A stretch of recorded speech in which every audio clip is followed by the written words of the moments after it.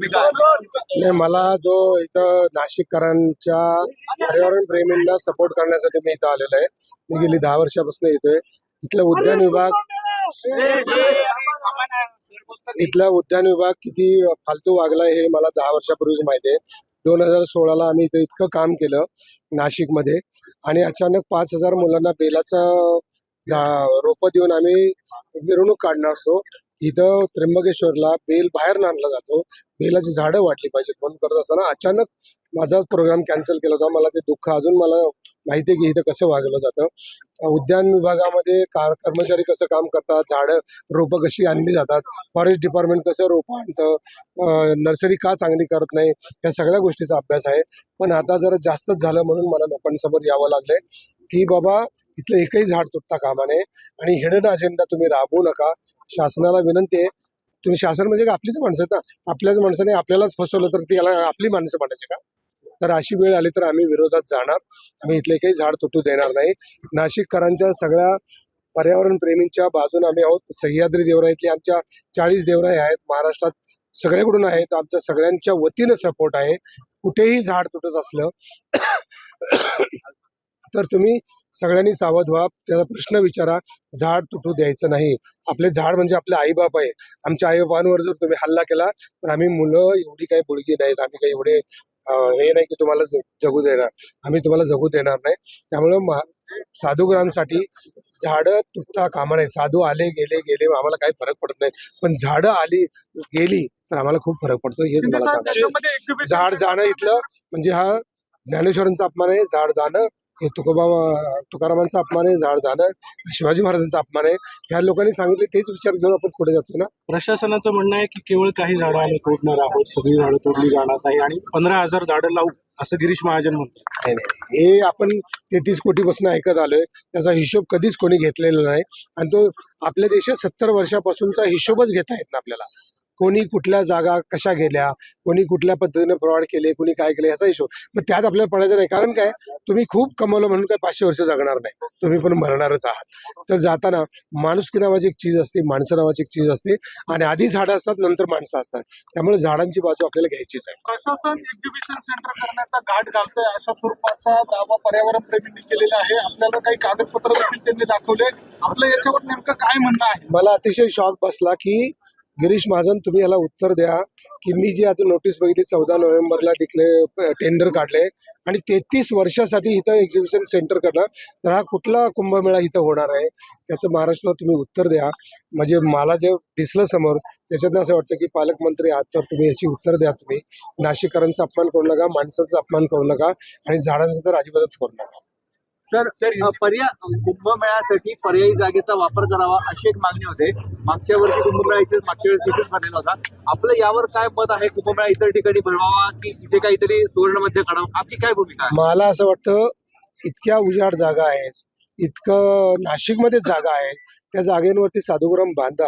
तुम्हाला जे काही विधी करायचे ते करा. हे विधी करताना तुम्ही नाशिककरांचे हाल करू नका, माणसांचे हाल करू नका आणि चांगल्या पद्धतीने करा. आपलं कोणाच्याबद्दल काय म्हणणं नाही, पण धर्माच्या नावाखाली तुम्ही सर्वसामान्य माणसाचे हाल करू नका. आता आपल्याला काही लोकांनी म्हणाले की मुख्यमंत्र्यांची तुम्ही भेट घ्या किंवा कानावर घाला पाहिजे घ्या बैठक. आपण काही मुख्यमंत्र्याला या संदर्भात भेटणार आहात? नाही, आता अजून वेगळं काय सांगायचं. आता हे नाही, इथं मुळात झाडं तुटू द्यायची नाहीत हाच मुद्दा आहे आपल्याला. आपलं बाकी काय म्हणणंच नाही. बाबा झाडं तोडू नका आणि बाकी जे काही तुम्हाला करायचे त्याच्याबद्दल आम्हाला इंटरेस्ट नाही.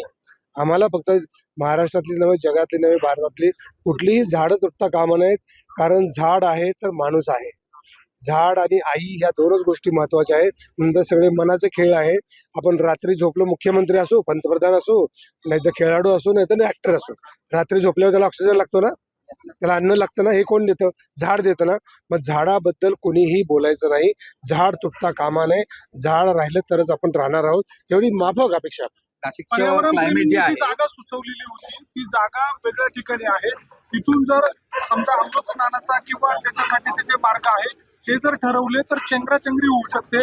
अशा स्वरूपाचा कयास प्रशासनाच्या माध्यमातून लावला जातोय.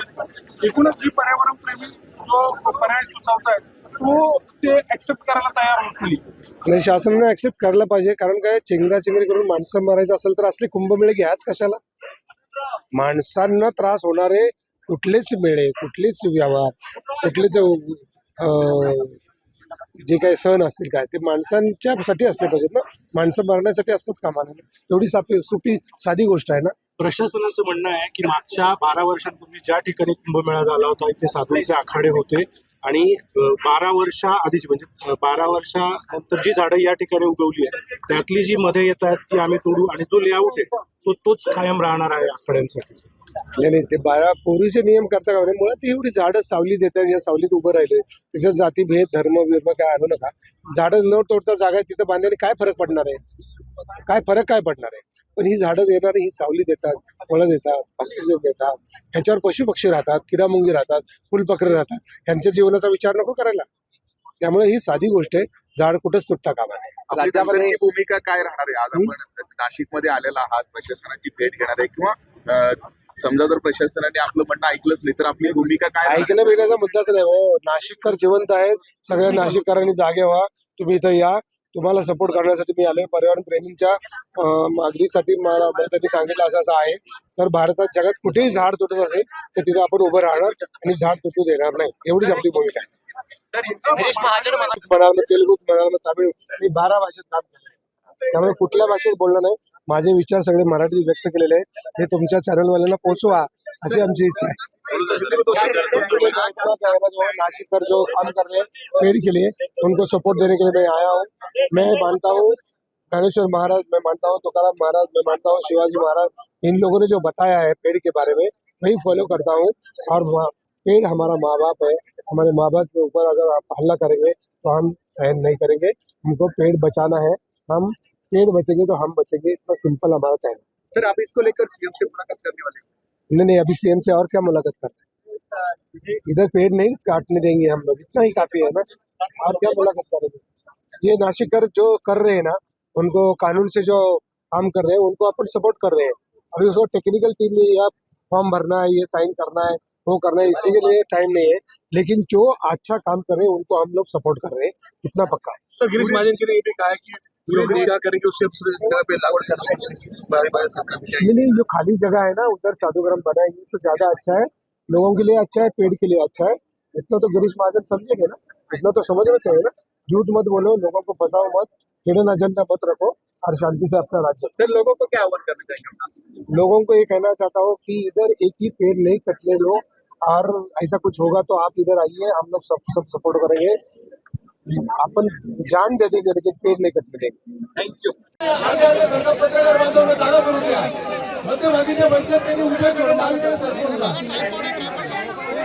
ठीक आहे.